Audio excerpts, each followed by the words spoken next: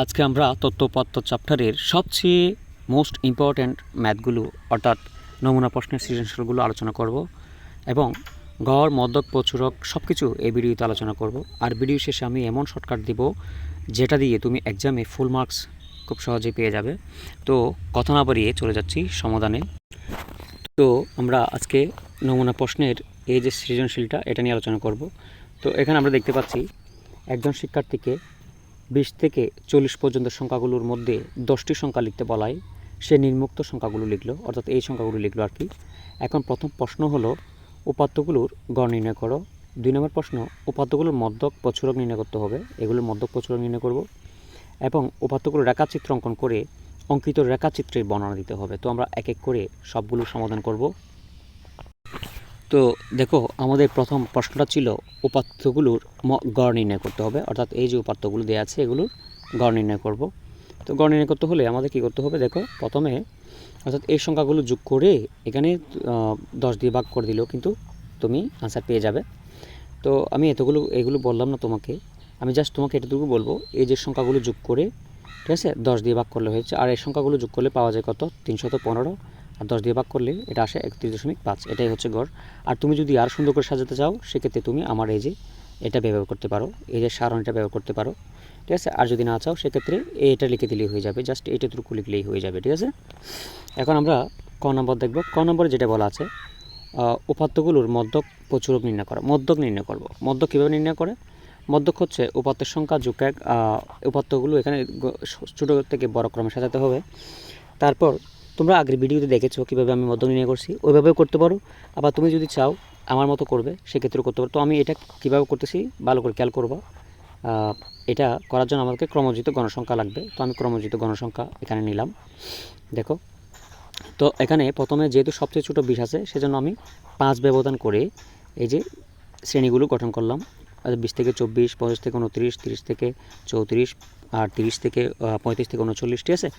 এখন এগুলো কয়বার করে আছে সেটা দেখব। যে 20 থেকে 24 আছে কয়বার, একবার। 25 থেকে 29 আছে 3বার। এভাবে করি আমরা গণসংখ্যাগুলো লিখলাম। এখন আমরা ক্রমজিত গণসংখ্যা বের করব। ক্রমজিত গণসংখ্যা কি, প্রথমে 1 লিখতে হবে। তো 1-এর সাথে এর পরবর্তী সংখ্যা যোগ করব, হবে 4। এর পরের সংখ্যা যোগ করলে 4-এর সাথে 2 যোগ করলে কত, 6। তো এর পরের সংখ্যার সাথে সাথে যোগ করলে এর সাথে যোগ করলে হবে 10, ঠিক আছে। এভাবে হচ্ছে ক্রমজিত গণসংখ্যা। এখন আমাদের বিষয় হলো এখানে আমাদের একটা সূত্র প্রয়োগ করব, সেটা হচ্ছে L + n/2 - fc × h/fm আর কি, ঠিক আছে। এই যে L + n/2 - fc fc × h/fm। তো এইটা সূত্রটা প্রয়োগ করার আগে আমি তোমাদেরকে এগুলো বের করে দিই, খুঁজে কোথায় আছে এগুলো।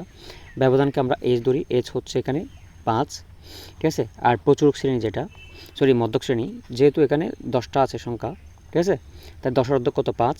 5 কোনটাতে পাওয়া যায়, এটাতে পাওয়া যাচ্ছে। তো এটা যদি মধ্যক শ্রেণী হয়ে থাকে তাহলে মধ্যক শ্রেণী হচ্ছে এটা। মধ্যক যদি এখানে ভেতর থাকে, মধ্যক শ্রেণী হচ্ছে এই যে 30 থেকে 34। আর মধ্যক শ্রেণীর নিম্নসীমা এটা হচ্ছে 30, উচ্চসীমা হচ্ছে 34। এর নিম্নসীমা এটাকে আমরা L ধরবো, যেটা নিম্নসীমা এটাকে ধরবো L। এর সোজা যেটা থাকে সেটাকে ধরবো FM।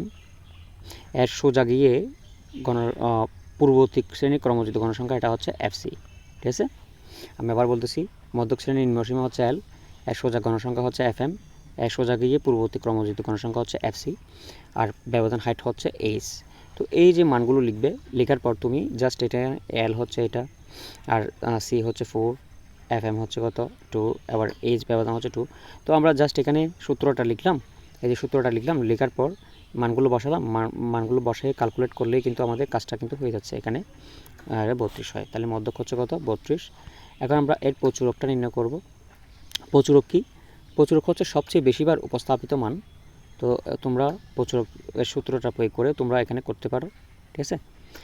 প্রচুরক কত, তাইলে প্রচুরক করার জন্য আমাদের যেটা প্রয়োজন সেটা আমি তোমাদেরকে দেখাই।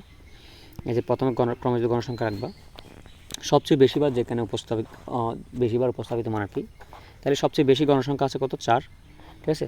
তো এটা এখানেই কিন্তু প্রচুরক রয়েছে। তো দেখো প্রচুরক হচ্ছে প্রচুরক যদি এটা হয়, সবচেয়ে বেশিবার 4 না, সর্বাধিক গণসংখ্যা কিন্তু এখানে আছে। তো এটা যদি প্রচুরক হয়ে থাকে তাহলে প্রচুরক শ্রেণী হচ্ছে এটা, অর্থাৎ 35 থেকে 39। আর প্রচুরক শ্রেণীর নিম্নসীমা এটাকে আমরা L ধরি, ঠিক আছে। আর ব্যবধানকে H ধরি, H হচ্ছে কত, এখানে 5 দেওয়া আছে, ঠিক আছে। আবার F1 কি, F1 হচ্ছে এই প্রচুরক শ্রেণীতে প্রচুরক শ্রেণী থেকে আগেরটা বিয়োগ, এটা বিয়োগ করব, অর্থাৎ 4 থেকে 2 যাবে, 4 থেকে 2 গেলে আর থাকে 2, অর্থাৎ এই F1 হচ্ছে 2।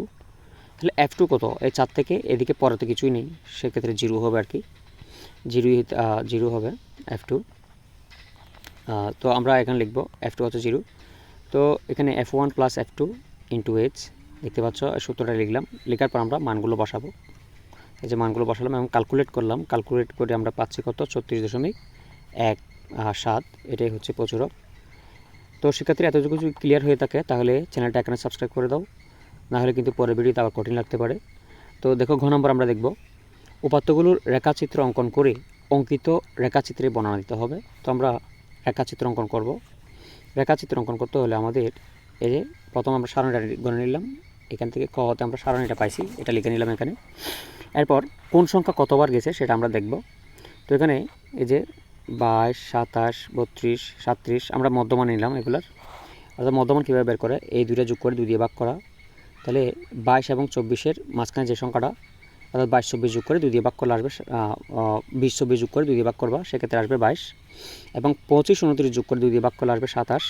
তো নিচে এগুলো মধ্যমান লিখলাম, আর উপরেগুলো আমরা 1, 2, 3 এভাবে করে। তো গ্রাফ আবার থাকলে তুমি গ্রাফ আবার দিয়ে করতে পারবা, আমি গ্রাফ আবার না থাকলে এইভাবে করতেছি। তাহলে 22 কতবার গেল? 22 হচ্ছে এই যে একবার, তারপর হচ্ছে 3, এই যে 27 এটাকে 3-এ যেতে হবে, এই যে 3-এর সোজা আমরা বৃত্ত দিলাম। তারপর এই যে এটা হচ্ছে 2, এরপর হচ্ছে 4, এই 2 গেল, এরপর এটা 4-এ উঠবে। ঠিক আছে, এইভাবে করে রেখাচিত্র অঙ্কন করলাম আমরা। রেখাচিত্রের বর্ণনা দিচ্ছি, দেখো তুমি আমার মতো দিতে পারো, তোমার মতো দিতে পারো, কোনো সমস্যা নেই। তাহলে 20 থেকে 24 শ্রেণীতে, ঠিক আছে, এখানে গণসংখ্যা আছে কয়বার? একবার।